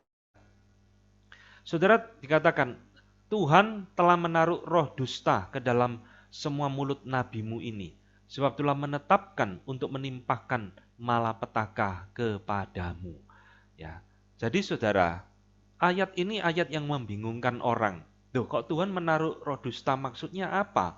Ya memang karena nabi-nabinya ini nabi-nabi palsu, yang berfirman palsu. Tuhan hanya memakai keberdosaan mereka supaya Tuhan mendatangkan malapetaka kepada dia, ya, kepada raja ini. Jadi inilah cara Tuhan memakai pribadi yang lebih tinggi, bisa memakai pribadi yang lebih rendah. Tuhan bisa memakai iblis untuk menggenapkan rencananya. Tapi bukan berarti iblis tidak bertanggung jawab atas kejahatannya. Contoh yang lain, saudara. 2 Samuel 17 ayat 14, ya. Dikatakan, lalu berkatalah Absalom dan seterusnya. Nah, kita tahu anak Daud Absalom ini memberontak kepada bapaknya, lalu merencanakan satu kudeta, lalu dia meminta nasihat kepada Husai, ya, orang Arki itu. Nah, saudara, di dalam ayat ini dikatakan Absalom itu akhirnya lebih tertarik kepada nasihatnya Husai, orang muda yang tidak berpengalaman, daripada menuruti nasihatnya Ahitofel, penasehatnya Daud. Kebetulan tidak, saudara. Sebab Tuhan telah memutuskan bahwa nasihat Ahitofel yang baik itu digagalkan dengan maksud supaya Tuhan mendatangkan celaka kepada Absalom. Tadi kan di depan Calvin mengatakan, kedaulatan Allah itu bukan hal-hal yang besar tok. Oh, masalah keselamatan dan lain-lain. Enggak. Bahkan hal yang nampaknya remeh-remeh, hal yang nampaknya receh di dalam hidup kita, seringkali kita tidak sadar campur tangan Tuhan di belakangnya. Ya. Ini kan mirip kasusnya Yusuf yang dijual itu ya saudara. Kelihatannya itu kejahatannya kakaknya murni, tidak ada rencana Tuhan. Sampai di dalam Kejadian 50, akhir dari kitab Kejadian, baru Yusuf ngomong, ini semua rencana Tuhan, supaya Tuhan memelihara kita dari kelaparan dan seterusnya. Lalu apakah kakak-kakaknya Yusuf tidak perlu bertanggung jawab atas kejahatan mereka? Tetap harus bertanggung jawab. Itu kompatibilisme. Demikian juga seperti ini, ya. Di balik keputusan bodoh dari Absalom, di situ ada rencana Tuhan. Nggak bisa, Absalom harus mati supaya tetap kerajaan Daud itu kokoh. Itu rencana Tuhan bagi Daud. Nah, contoh yang lain, saudara. Di dalam 2 Samuel 6 ayat 14, ya. 2 Samuel 16 ayat 11 dikatakan tentang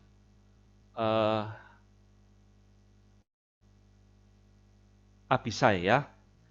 Sedangkan anak kandungku ini ingin mencabut nyawaku, terlebih lagi sekarang orang Benyamin ini. Biarkanlah dia dan biarlah dia mengutuk. Sebab Tuhan telah berfirman kepadanya demikian. Sampai Daud itu dikutuk oleh orangnya Saul, ya. Daud itu tidak marah, tidak membalas dalam arti membiarkan, ya, karena dia tahu Tuhan telah berfirman kepadanya demikian. Di balik sesuatu hal yang nampaknya jahat, di situ tetap ada campur tangan Tuhan. Nah, saudara harus mulai mengerti tentang kompatibilisme ini. Di dalam Alkitab, begitu banyak ayat-ayat yang mengajarkan demikian, ya. Nah, yang terakhir, saudara, dari kasusnya Samson, Hakim-Hakim 14 ayat 4, ya. Tetapi ayahnya dan ibunya tidak tahu bahwa hal itu dari Tuhan asalnya. Sebab memang Simpson harus mencari gara-gara terhadap orang Filistin, karena pada masa itu orang Filistin menguasai orang Israel. Apa yang dimaksud hal itu daripada Tuhan asalnya? Yaitu Simpson minta kawin dengan perempuan Filistin. Dia jatuh cinta kepada perempuan Filistin. Sampai papa mamanya ngomong, gak ada gadis yang cocok dari bangsa kita sendiri, sehingga kamu harus minta menikah dengan orang asing. Hal sepele ya saudara, tapi Alkitab mengatakan itu semua dari Tuhan asalnya. Kenapa Simpson harus menikah dengan orang Filistin? Supaya Simpson dipakai oleh Tuhan untuk membantai, membasmi orang Filistin. Lalu kalau begitu Simpson tidak berdosa dong, tidak bersalah dong menikah dengan orang yang tidak seiman. Tetap bersalah. Tetap Simpson harus bertanggung jawab atas dosanya. Saudara lihat, inilah kompatibilisme. Semua peristiwa di dalam Alkitab, walaupun kadang-kadang tidak ditulis secara nyata. Di balik itu selalu ada kedaulatan Allah yang menyertainya. Ya, saudara-saudara, saya ingin mengajarkan kepada kita pada malam hari ini. Untuk apa sih kita belajar seperti ini? Untuk apa kita mengerti hal-hal seperti ini? Ini yang pertama, saudara, membuat kita menjadi orang yang lebih berbijaksana. Karena kita sekarang tahu bahwa di balik semua tindakan kita, keputusan kita, itu selalu ada kuasa yang ada di baliknya. Entah itu dari Tuhan, mungkin itu juga dari iblis. Yudas tidak sadar, hidupnya sedang dipakai oleh iblis untuk menjadi alat di tangannya. Ya. Petrus ketika melarang Tuhan Yesus pergi ke Yerusalem, dia juga tidak sadar dia dipakai oleh iblis untuk menghalang-halangi pekerjaan Tuhan. Jadi kalau kita mengerti ini, paling tidak kita menjadi orang yang berhati-hati, khususnya di dalam membuat keputusan-keputusan besar, keputusan-keputusan penting di dalam hidup kita. Kita harus sungguh-sungguh bergumul, apakah ini betul sesuai kehendak Tuhan, keinginan Tuhan, ataukah ini ada kuasa si jahat yang menunggangi keinginan saya. Ya, nah ini adalah hal yang pertama yang bisa kita petik ketika kita mempelajari tentang kompatibilisme ini. Yang kedua, saudara, di dalam kompatibilisme ini juga bisa menjadi senjata di dalam kita berapologetika tentang masalah problem of evil, masalah kejahatan dan penderitaan. Di dalam masalah problem of evil, banyak orang menyerang kekristenan karena adanya kejahatan dan penderitaan. Kalau Allah ada, mestinya tidak ada penderitaan. Kalau penderitaan itu ada, maka Allah yang tidak ada. Berarti, atau Allahmu, Allah yang impoten, Allah yang tidak berkuasa, Allah yang tidak penuh kasih, Allah yang mampu tapi membiarkan, atau Allah yang tidak mampu. Nah, saudara sekalian, ketika kita setelah selesai mempelajari tentang kedaulatan Allah ini, bahwa Allah itu berdaulat termasuk di dalam hal-hal yang nampaknya buruk, justru ini bisa menjadi senjata bagi kita di dalam berapologetika. Di dalam apologetika saya tentang problem of evil, selalu saya mengatakan bahwa kejahatan dan penderitaan bukan meniadakan keberadaan Allah. Kejahatan dan penderitaan justru membuktikan keberadaan Allah. Saudara mungkin bingung ya, tapi itulah faktanya. Kalau saudara mengikuti semua pemaparan saya dari institusi ini, saudara harus setuju dengan apa yang saya katakan. Bahwa keberadaan penderitaan, kejahatan, dosa di muka bumi ini bukan meniadakan eksistensi Allah, tapi justru menunjukkan Allah itu ada. Kok bisa? Sangat bisa. Karena kita tahu bahwa kejahatan, evil, itu tidak mungkin berjalan atau ada tanpa izin, tanpa adanya campur tangan Allah. Jadi saudara, hari ini kita belajar sesuatu yang penting loh.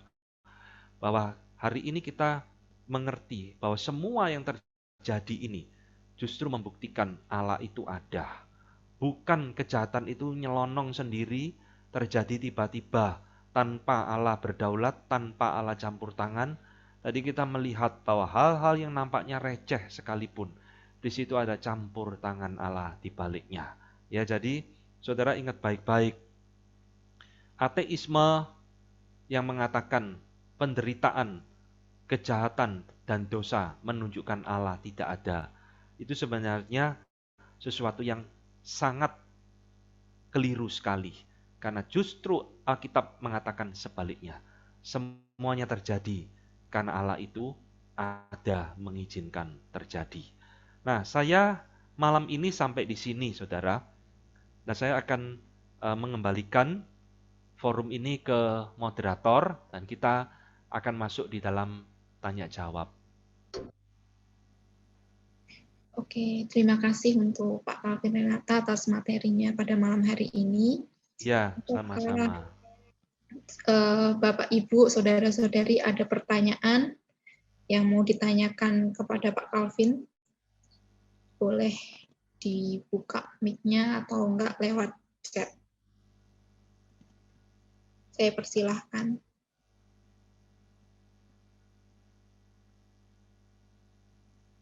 Atau mungkin ada hal yang kurang jelas, silakan ditanyakan, tidak apa-apa, saya akan jelaskan ulang.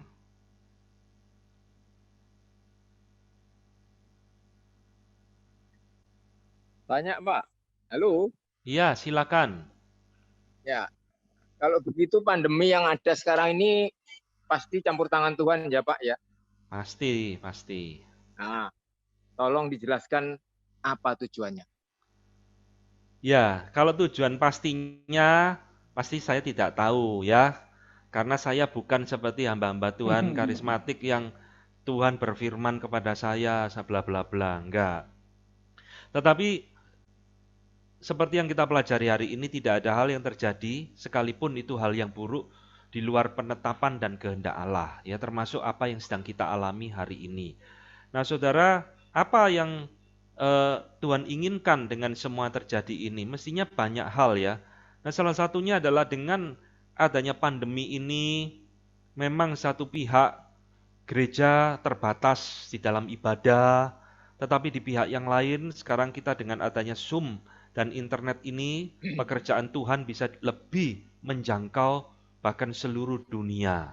Ya, sekarang kita main di dalam pelayanan dunia digital yang bukan hanya dinikmati oleh jemaat GKT di dalam batasan dinding gereja, tapi nanti siapapun akan bisa mendengarkan khotbah dari GKT, mendengarkan ceramah ini, dan sebagainya, dan sebagainya. Kedua, mungkin melalui pandemi ini cara Tuhan juga untuk memurnikan gerejanya. Saya mengatakan, saudara, di dalam webinar saya yang lain, bahwa dengan adanya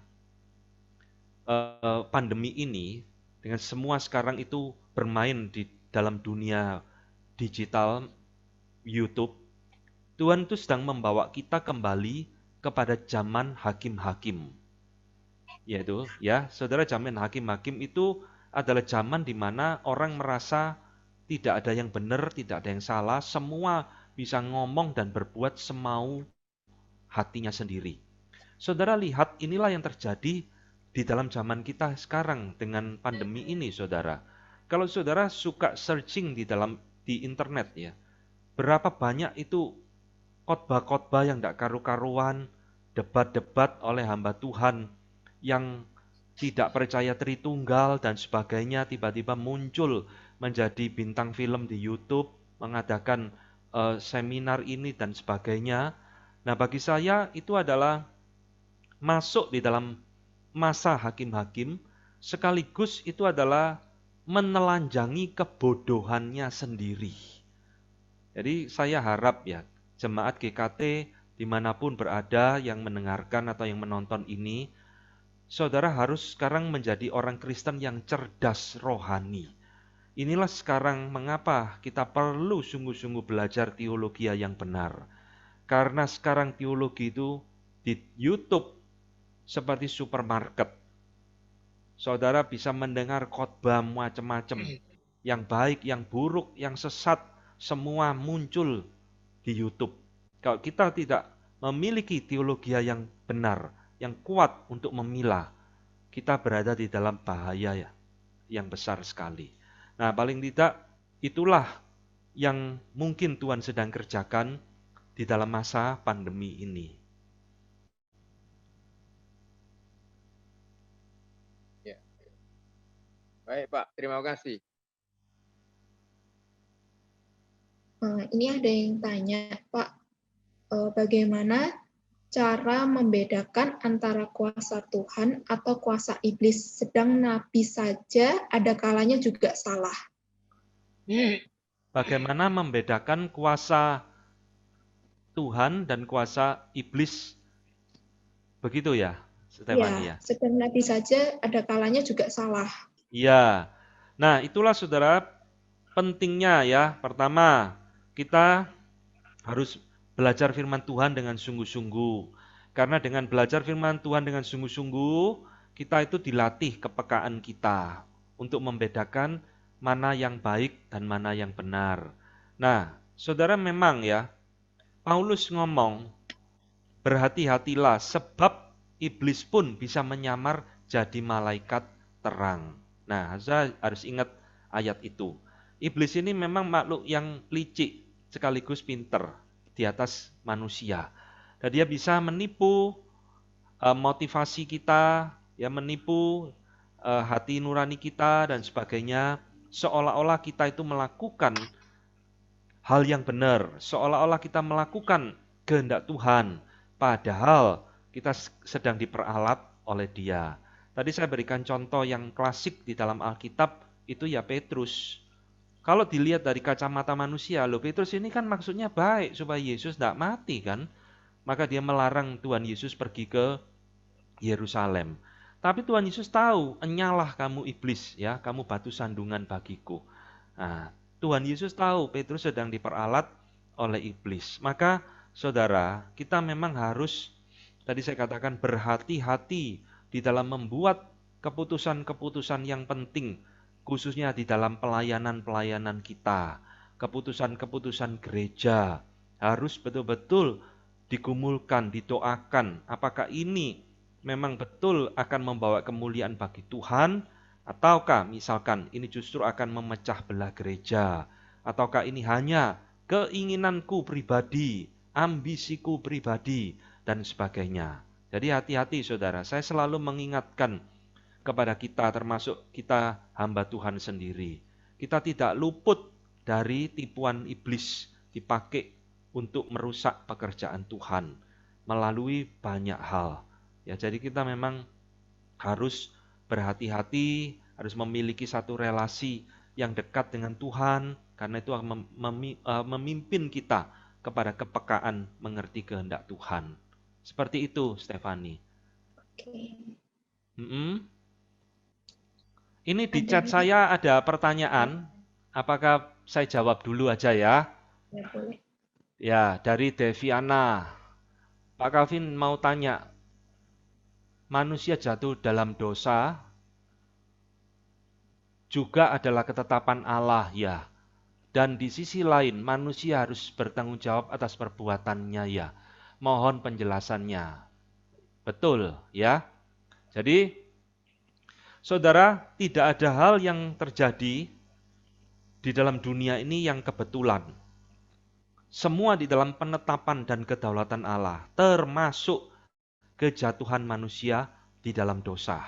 Di dalam Kisah Rasul 2 ayat 32, di dalam khotbah Petrus di hari Pentakosta, Petrus mengatakan ya, Yesus yang kamu salibkan itu telah kamu bunuh sesuai dengan rencana Allah. Nah, di dalam ayat itu muncul lagi kompatibilisme.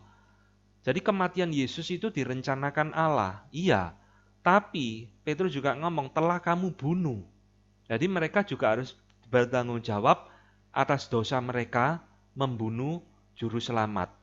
Nah, kalau kematian Yesus saja direncanakan Allah, masa iya kejatuhan manusia tidak di dalam rencana Allah? Lah kan aneh, saudara. Wong Yesus mati justru untuk menebus dosa manusia, ya. Jadi memang inilah yang Alkitab singkapkan kepada kita. Adam jatuh di dalam dosa, itu bukan satu kebetulan. Lalu dikatakan, saudara, untuk apa manusia jatuh di dalam dosa? Bapak Gereja Agustinus di dalam jawabannya tentang hal ini, masalah problem of evil ya, kejatuhan manusia dalam dosa, dia menyebut sebagai happy fault ya. Jadi satu kecelakaan yang membawa bahagia. Satu kejatuhan yang nanti ujung-ujungnya ada rencana Tuhan yang lebih besar, yaitu kita bisa menikmati anugerah keselamatan melalui Yesus Kristus. Nah, kira-kira jawaban singkatnya seperti itu. Saya jawab dulu ya pertanyaan dari Dani. Pak Calvin, salam Pak. Ya, salam ya. Mohon izin bertanya, kalau segala sesuatu sudah ditetapkan sejak dahulu kala, seperti yang dikatakan oleh John Calvin, kalau saya tidak salah, betul ya. Lalu seberapa besar peran manusia dalam menentukan nasib? Apakah memang ada orang yang terjebak untuk hidup berkekurangan? Ada orang yang ditentukan untuk hidup berkecukupan dan bahkan berlebihan. Tadi tanggung jawab manusia dikaitkan dengan tanggung jawab aktivitas moral, Absalom, Samson, dan lain-lain. Tapi kalau dikaitkan dengan aktivitas sehari-hari, praktisnya bagaimana Pak? Kalau sakit, miskin, dan semuanya sudah ditetapkan dari kekekalan, seberapa besar manusia bisa mempengaruhi nasibnya sendiri? Ya, baik sekali. Saudara, jawabannya iya. Jadi maksudnya begini, apakah Tuhan menetapkan semua? Iya. Ya. Di dalam Amsal 16 dikatakan, bahkan hari-hari buruk orang-orang fasik semua di dalam ketetapan Tuhan. Jadi tidak ada hal yang terjadi yang Tuhan tidak tetapkan, termasuk masalah kesejahteraan, kemakmuran orang. Tuhan memberikan kekayaan luar biasa kepada Ayub, kepada Abraham, tapi Tuhan tidak jadikan Paulus itu orang kaya raya, saudara. Apakah itu kebetulan? Tidak. Semua di dalam kedaulatan Allah. Sehingga saudara, saya dalam hari ini tidak terlalu setuju dengan istilah nasib. Ya, jadi nasib ini seperti orang yang berputus asa. Nasib ini seperti orang yang tidak ada pengharapan. Tidak seperti itu. Karena semua itu di dalam rencana Tuhan bagi masing-masing orang. Jadi bagaimana orang bisa mempengaruhi nasibnya sendiri? Ya tidak ada, saudara. Kita hanya bisa mengerjakan tanggung jawab kita. Bukankah di dalam Amsal dikatakan, kaya raya itu datangnya dari Tuhan. Ya, jerih lelah seseorang itu tidak menjadikan engkau kaya. Itu anugerah dari Tuhan. Jadi kita tidak usah sombong, oh karena saya kerja keras, karena saya hebat, saya kaya. Oh tidak. Hari ini Tuhan membuktikan di dalam masa pandemi ini, banyak orang kaya tiba-tiba jatuh miskin. Banyak perusahaan bangkrut di mana-mana. Mem-PHK ribuan bahkan puluhan ribu karyawannya. Perekonomian goncang. Itu cara Tuhan mendidik kita melalui pandemi ini, ya. Saya lanjutkan dulu dari Ira Lugianto. Melanjutkan pertanyaan di atas tentang kejatuhan manusia. Kalau Tuhan sudah tahu untuk apa ya manusia diciptakan kalau hanya untuk melanggar ketetapan Allah. Nah ini tadi sudah saya jawab ya. Agustinus di dalam pemikirannya mengatakan, oh happy fault. Satu kesalahan yang berujungnya happy ending. Kita menikmati anugerah di dalam Kristus ya. Nah kira-kira itu jawaban pemikiran dari Agustinus. Masih ada yang lain?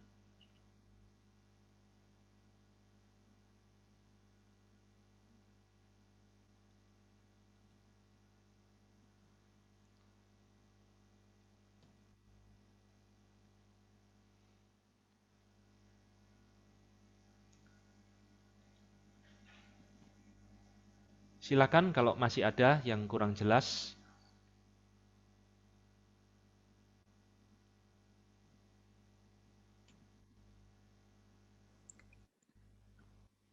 Malam Pak Calvin.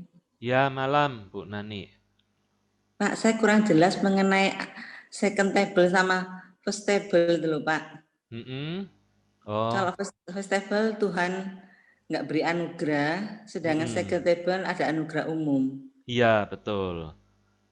Jadi memang untuk hal-hal rohani ya first table hukum pertama sampai keempat Tuhan itu memang tidak memberikan anugerah umum kepada orang berdosa. Jadi di dalam poin inilah kehendak bebas manusia itu betul-betul hilang di dalam dirinya. Sehingga manusia itu tak ada keinginan untuk mau taat kepada Tuhan, mau mencari Tuhan yang benar, Allah yang benar. Itu tidak ada, Tuhan tidak berikan. Kenapa kok Tuhan tidak berikan? Ya itu nanti memang hanya Tuhan berikan kepada orang pilihannya. Tidak Tuhan berikan kepada semua orang.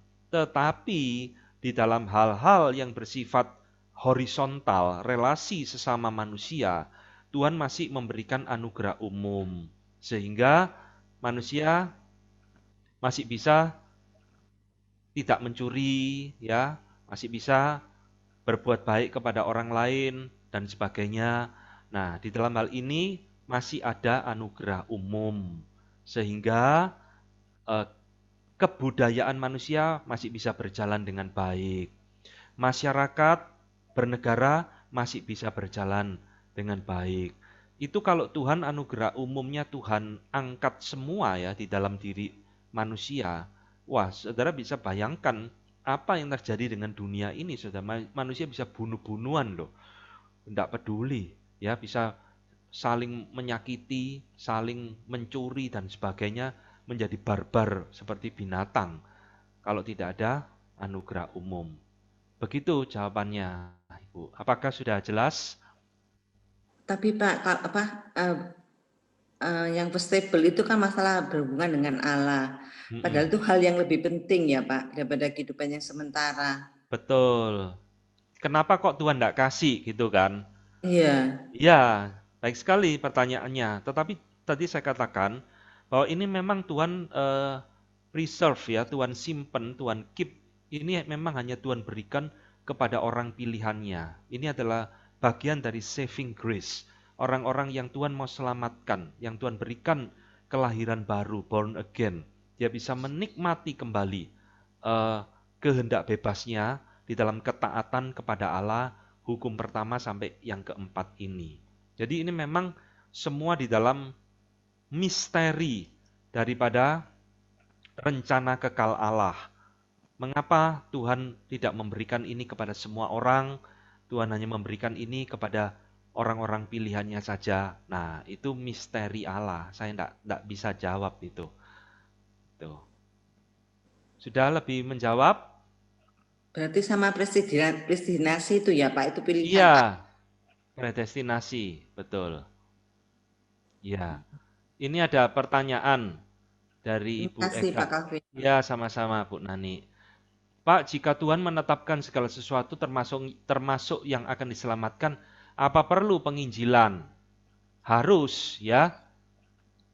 Nah, saudara, Allah menetapkan seseorang untuk diselamatkan, itu bukan mematikan spirit penginjilan. Ini bicara tentang predestinasi, ya. Predestinasi bukan mematikan spirit penginjilan, justru predestinasi itu membakar spirit penginjilan. Karena di dalam Kisah Rasul itu dikatakan Paulus diberikan perintah Tuhan, pergilah ya ke kota, saya lupa kotanya ya, sebab di sana itu banyak umatku, kata Tuhan. Jadi Tuhan menyuruh Paulus menginjili. Kenapa? Karena di kota itu banyak umat pilihan Tuhan.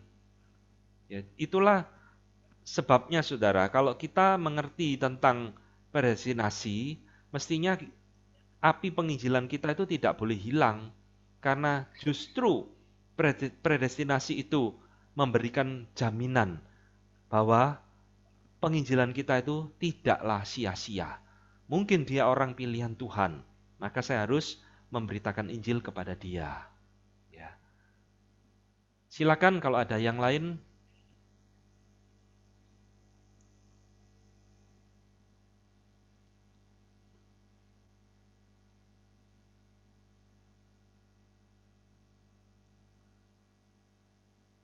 Mungkin Pak Calvin mungkin bisa dijelaskan bahwa mengenai kedaulatan Allah itu bisa mengontrol, mengetahui semua hal termasuk yang paling kecil maupun yang kelihatan remeh oleh manusia gitu.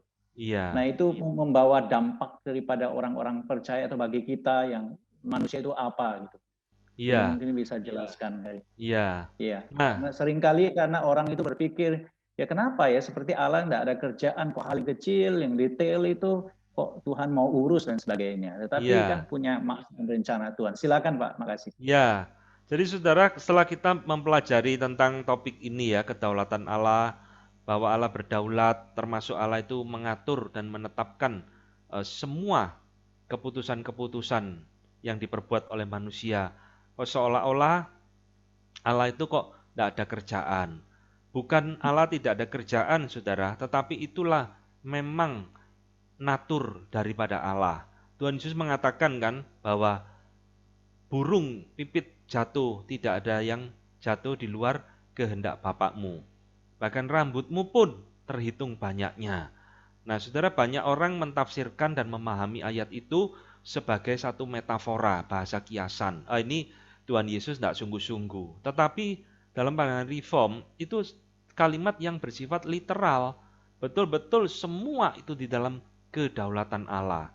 Nah, saudara, apa sih untungnya ya kita memahami Allah seperti ini? Saya memberikan satu perbandingan bahwa di dalam kekristenan sendiri itu memang banyak konsep tentang Allah, konsep tentang teologi. Nah, salah satunya itu adalah pandangan tentang ajaran yang namanya deisme. Ya. Deisme ini mengajarkan bahwa Allah itu tidak peduli dengan dunia ciptaannya. Jadi analogi yang dipakai itu adalah sebagai watchmaker, membuat jam tangan. Jadi setelah orang membuat jam tangan, kan dia lepas, saudara. Mau jam tangan itu dibanting sama pembelinya, ya dijual lagi atau mau dirusak, ya terserah, dia sudah tidak bertanggung jawab. Nah, pandangan deisme itu kira-kira seperti itu. Mereka berpikir setelah Allah menciptakan alam semesta ini, Allah meninggalkan dunia ciptaannya. Maka, ya inilah yang terjadi. Kacau balau, gempa bumi, tsunami, perang, macam-macam. Ya karena Allah sudah meninggalkan dunia ciptaannya. Ya. Nah, tetapi di dalam pandangan kita, Alkitab tidak mengajarkan seperti itu, saudara. Justru semua itu terjadi di dalam kedaulatan Allah. Allah bukan meninggalkan ciptaannya, tetapi Allah sedang menyatakan providensinya kepada dunia ciptaan ini. Termasuk hal-hal yang sepele, hal-hal yang remeh, hal-hal yang termasuk kejahatan dan penderitaan. Saudara, kita kalau mengerti Allah kita Allah berdaulat sampai kepada hal-hal yang kecil sekalipun, ini justru membuat kita orang percaya itu memiliki rasa tenang di dalam hidup ini. Tidak ada hal yang terjadi di dalam hidup kita yang terjadi kebetulan. Tidak ada hal yang terjadi tanpa maksud dan rencana Tuhan yang baik bagi kita. Ya, tadi saya memberikan contoh Yusuf. Ya, siapa yang menyangka, saudara? Yusuf itu Tuhan berikan penderitaan begitu hebat tanpa dia mengerti awalnya tujuannya apa, sampai di akhir hidupnya baru dia memahaminya. Ya, saya rasa kalau kita mengerti ini, kita menelisik hidup kita kembali, pelan-pelan mencoba merenungkan campur tangan Tuhan, kedaulatan Allah, baru kita mungkin bisa mengerti akan kedaulatan Allah, providensi Allah di dalam hidup kita. Ya, seperti itu Pak Cai jawabannya. Terima kasih. Ya, silakan kalau ada yang lain. Pak, ada yang tanya. Kejayaan manusia ditentukan oleh Tuhan. Seperti halnya Yesus saja sudah menjadi kedaulatan Tuhan. Untuk apa manusia diciptakan bila untuk dosa atau melanggar? Ini yang ingin dijelaskan kembali. Iya, tadi sudah saya jawab ya. Memang itu satu misteri, saudara. Loh, Tuhan kok ciptakan manusia, sudah tahu enggak dia bakal memberontak kepada dia? Ya jelas tahu, ya. Lah kalau sudah tahu kok diciptakan, mestinya kan jangan diciptakan. Loh, kita ini siapa, saudara? Kok kita ini ngajari Tuhan gitu loh, ya. Kita ini siapa kok gurui Tuhan? Mesti begini, mesti begitu. Maka di dalam misteri yang begitu rumit ini, di dalam pandangan Bapak Gereja Agustinus, dia mencetuskan satu teodisi, ya, satu pembelaan iman, satu defense yang dia sebut sebagai oh happy fault. Satu kecelakaan, satu kesalahan yang membahagiakan gitu loh.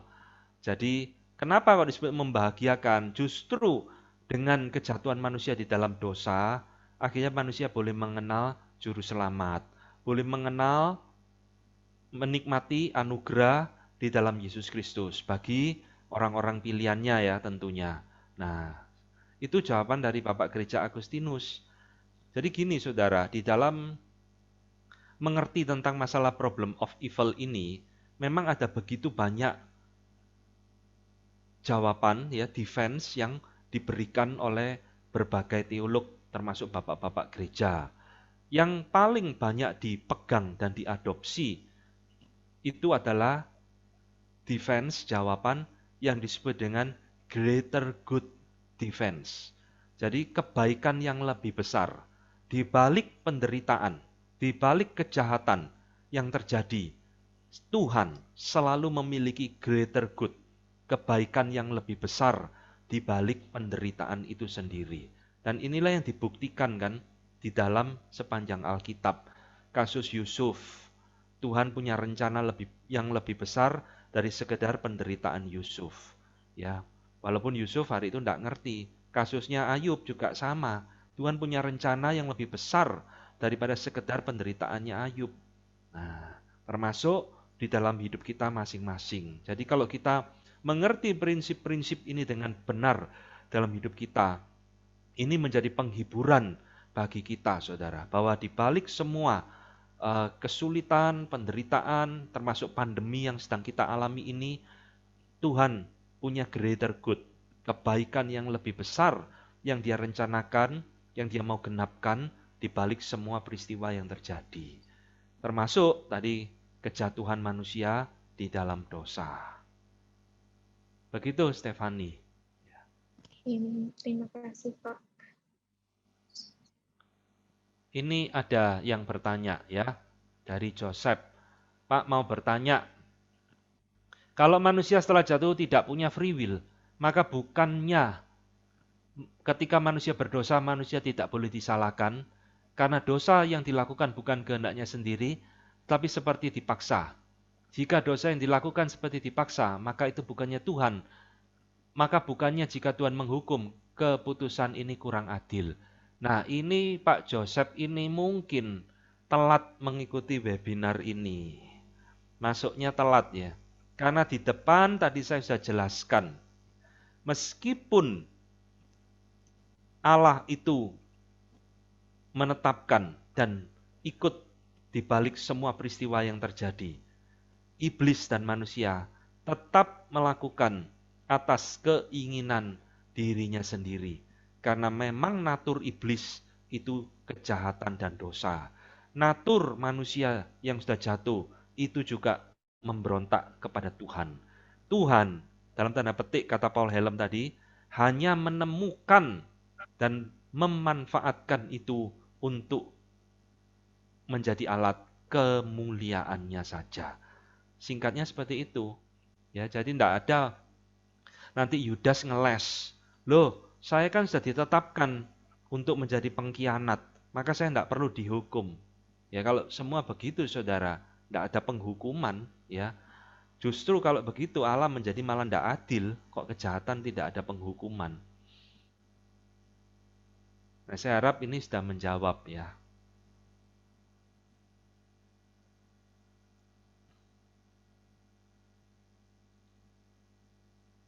Silakan kalau masih ada hal-hal yang kurang jelas.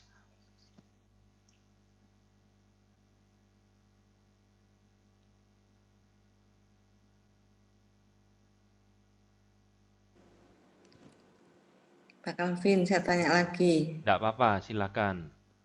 Pak, kalau mengenai tadi ada pertanyaan, kemiskinan dan kekayaan Tuhan sudah tentukan. Nah, misalkan seseorang dalam keadaan miskin ya, boleh nggak dengan belajar firman Tuhan, mengetahui rahasia-rahasia, diberkati dan sebagainya, kemudian mentaati kebenaran Tuhan. Tuhan kan ada janji-janji di sana, Pak. Bagaimana? Janji jadi kaya gitu, ta? Enggak, maksudnya berkecukupan untuk penghidupannya, tidak mungkin sampai seperti Daud bilang, kalau cinta firman tidak mungkin meminta-minta, bukan kaya raya, tapi hidup yang cukup maksudnya. Tidak sampai mengganggu orang lain. Gitu. Saya percaya seperti itu ya. Artinya kalau kita bekerja sungguh-sungguh, bekerja keras, Tuhan pasti juga akan memberkati, menyertai.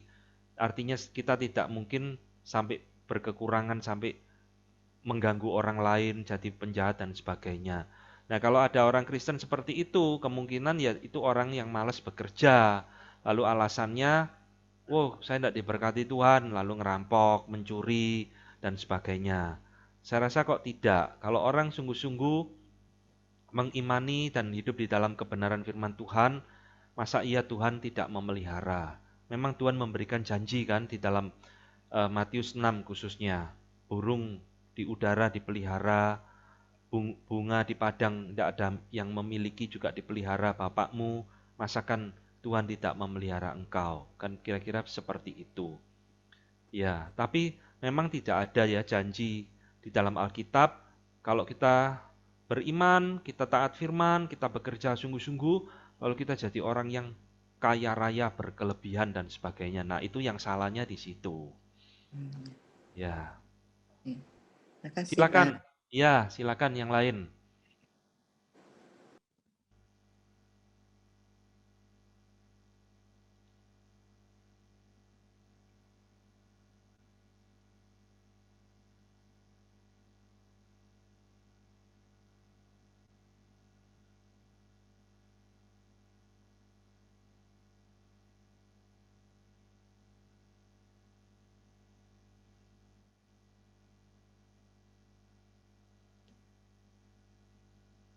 Apakah jemaat masih ada yang mau menanyakan kembali materi yang belum jelas atau pertanyaan yang mengganjal?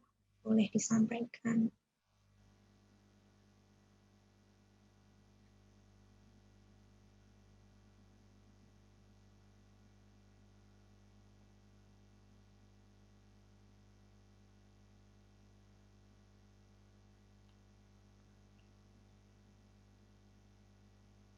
Pak, di mana letak kebebasan manusia ketika segala sesuatu dalam perencanaan dan kedaulatan Allah? Apakah kehendak bebas itu betul-betul ada? Ya, tadi saya katakan setelah manusia jatuh di dalam dosa, yang namanya free will itu sudah tidak ada ya. Jadi manusia itu punya will, punya kehendak. Kalau manusia tidak punya kehendak, ya berarti berhenti jadi manusia. Kehendak itu sesuatu yang tidak bisa hilang dari diri manusia, termasuk pikiran, emosi ya. Nah, tetapi kehendak itu sekarang sudah tidak free lagi, sudah tidak bebas lagi. Di dalam bahasanya Luther dan Agustinus dan semua bapak-bapak reformator, will itu enslave ya, diperbudak oleh dosa. Jadi will itu keinginannya itu terus melawan Tuhan, menentang, berbuat jahat dan sebagainya. Itulah kondisi manusia di dalam Alkitab dikatakan setelah jatuh dalam dosa.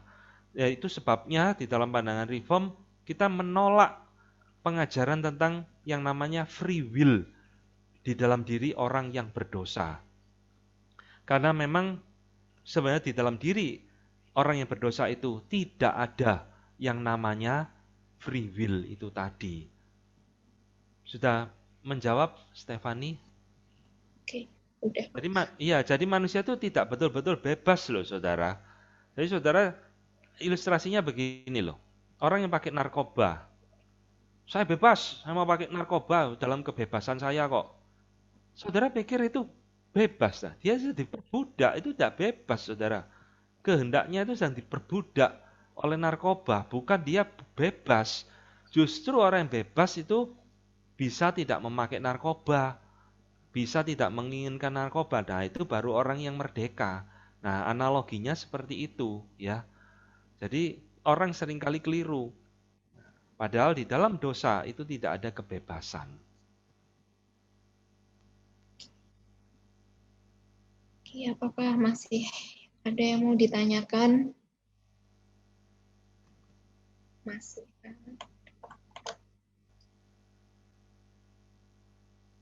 Ada yang tanya, Pak, apakah suatu kaum atau bangsa bisa merubah nasibnya, sedangkan itu sudah menjadi kedaulatan Tuhan?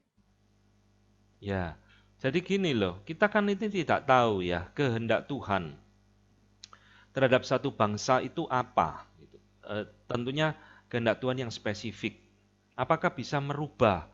Semua itu terjadi di dalam ketetapan Tuhan. Tuhan yang memiliki sejarah, Tuhan yang menggiring sejarah di dalam setiap perjalanan umat manusia. Jadi apapun yang terjadi di dalam suatu bangsa, ya itu peperangan atau kudeta atau apapun, itu semua menggenapkan rencana Tuhan bagi bangsa tersebut. Meskipun di dalam peristiwa itu bangsa itu mungkin tidak tahu apa yang akan terjadi dan apa rencana Tuhan, ya. Coba saudara pikirkan, siapa yang menyangka negara besar seperti Soviet sekarang pecah belah seperti itu menjadi negara kecil-kecil. Dulu kan itu negara superpower, musuhnya Amerika, ya. Akhirnya sekarang pecah menjadi negara kecil-kecil yang sudah tidak ada apa-apanya lagi. Nah, itu semua apakah kebetulan? Tidak, semua di dalam rencana Tuhan. Juga saudara lihat bangsa Mesir yang dulu dalam Alkitab begitu megah, begitu maju, sekarang hancur juga. Tidak ada, tidak memberikan dampak apa-apa kepada peradaban manusia lagi. Yang ada memang peninggalan arkeologi tok, itu piramid dan sebagainya. Nah, apakah itu kebetulan? Tidak. Alkitab kan mengatakan, aku yang membangun, aku yang menghancurkan. Jadi intinya saudara, semua dalam perjalanan bangsa, dalam perjalanan pribadi lepas pribadi, semua ada campur tangan Allah di dalamnya. Tidak ada sesuatu yang terjadi by accident, kebetulan. Tidak ada. Itu yang ditekankan di dalam prinsip kedaulatan Allah.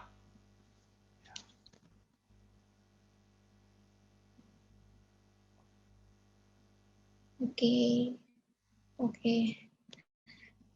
Terima kasih untuk malam hari ini Pak Calvin. Ya, sama-sama. Menyampaikan materinya. Diingatkan lagi untuk jemaat, Rabu depan masih ada, itu yang terakhir. Temanya kesalehan hidup orang percaya. Diharapkan Bapak Ibu Saudara-saudari bisa untuk tetap bergabung kembali. Mungkin kalau misalnya ada pertanyaan-pertanyaan yang materi hari ini mau disampaikan untuk Rabu depan, kalau ada yang mau ditanyakan silahkan. Oke, terima kasih Pak Calvin. Ya, terima kasih. Bisa minta tolong dengan kasih untuk Pendeta Pak Yohanes C. untuk menutupnya dalam doa. Oke, saudara sekalian, mari kita masuk di dalam doa ya sebagai penutup. Tuhan Allah kami yang ada di surga, kami sungguh bersyukur kepadamu karena pada malam hari ini Tuhan telah memberikan waktu yang sangat berharga, kami boleh dibina oleh Bapak Calvin Renata melalui materi yang sangat penting bagi pertumbuhan pengenalan iman kami. Dan kami mohon biarlah Tuhan tolong supaya apa yang dia hamba sampaikan boleh sungguh-sungguh boleh menjadi berkat bagi kami. Kami semakin rindu belajar firman Tuhan dan kami boleh bertumbuh secara benar dalam kerohanian kami. Terima kasih ya Tuhan, dan sebentar lagi kami akan mengakhiri dan kami akan selesai pertemuan ini. Tuhan memberkati kehidupan kami masing-masing dan juga pelayanan kami masing-masing. Terpujilah Engkau Bapa di surga, dan dalam nama Tuhan Yesus kami berdoa. Amin. Amin. Terima kasih Pak Calvin. Ya, terima kasih Pak Cai. Semua Terima kasih Pak Calvin. peserta webinar. Terima kasih, sama-sama. Terima kasih Pak Calvin. Ya. Gereja GKT. Ya. God bless forever.